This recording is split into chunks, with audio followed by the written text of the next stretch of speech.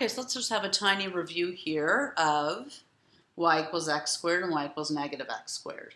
So we know that 0, 0, 1, 1, and 2, 4, and negative 1, 1, and negative 2, 4 are the 5 major points of y equals x squared, right? Now I want you, instead of remembering these values, like 1, 1, and 2, 4, I want you to just remember the point 0, 0, and I want you to just remember this pattern. From here, you're going to go over 1 and up 1 and make a point. And then from there, you'll go over 1 and up 3 more and make another point. So I'm just going to draw the path of your pencil. So you make a point for the vertex, then go over 1, up 1, make a point, and then go over 1, up 3, make another point. And then you'll do the same over 1, up 1, over 1, up 1, 2, 3. And that's how I want you to draw your parabolas from now on, just using the over and up. So it's over 1, up 1, and then over 1, up 3. You're always, when I say over 1, it's because you're only just going over to the next x value. So what's important is up 1 and up 3. Okay? So here, when we do y equals negative x squared, we know we're going concave down.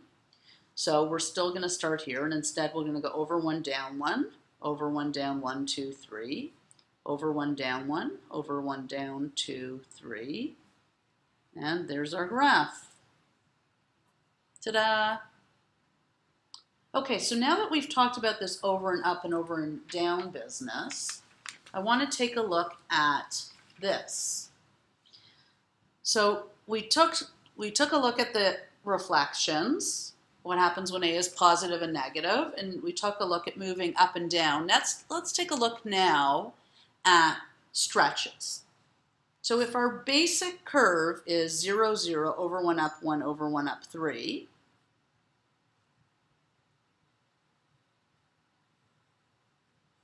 y equals x squared, I want to make our new y values double these y values, right? And when I double these y values, well, let's see, this y value is 1, so now it'll be 2. And this y value is 4, so now it'll be 8. And when I'll just draw the other ones here. So now when I draw this curve, it's way steeper.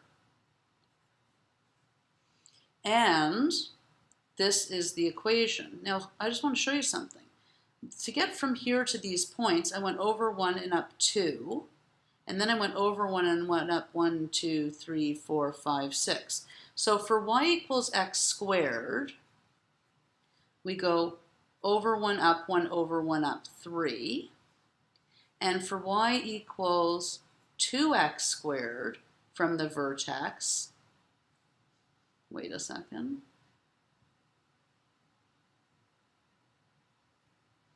Gotta go backwards here.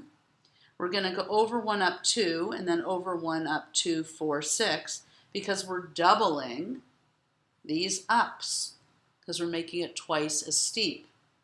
So that means, again, we don't need to plot points. For here, for 3, we know we just go to our vertex, we're going to triple this. So we'll go over 1 up, triple that, 3, and then over 1, triple that, up 9. So let's see, from our vertex, we're going to go over 1 up 3, and then over 1 up 1, 2, 3, 4, 5, 6, 7, 8, 9. And then we're going to use symmetry to get the other points, and then we're just going to connect our points.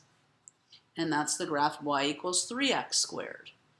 Now, it works the same way if you're picking a number between 0 and 1. We know if we pick a negative number, that doesn't have anything to do with the shape of the curve. It has to do with direction, opening, and up and down. But between greater than 1 will be a stretch, and between 0 and 1 is going to be almost like you sat on it and like it's wider. So we call that a compression. This is a stretch, and between 0 and 1 will be a compression. So instead of going over 1 up 1, when we have y equals 1/2 x squared, we'll go over 1 up 1/2, over 1 up 1 1/2. So that'll be 1/2, And that'll be 1.5 because those are half of 3 and 1. So here, over 1 up a half, over 1 up 1.5, over 1 up a half, over 1 up 1.5. And then you have this graph here. So it's getting a little busy on this coordinate plane, but you get the idea. It's all these values of a, or the number in front of the x squared, will tell you if your a is greater than 1, not equal to, sorry, just greater than 1, you know it's going to be a stretch. And if it's in between 1 and 0, it's going to be a compression. And you know that if a is less than 0, it's going to be a reflection and concave down. But whether it's -0.5 or -2 or -6, it's going to tell you how steep or compressed the graph shape is going to be, even though it'll be opening down. And let's try some of those.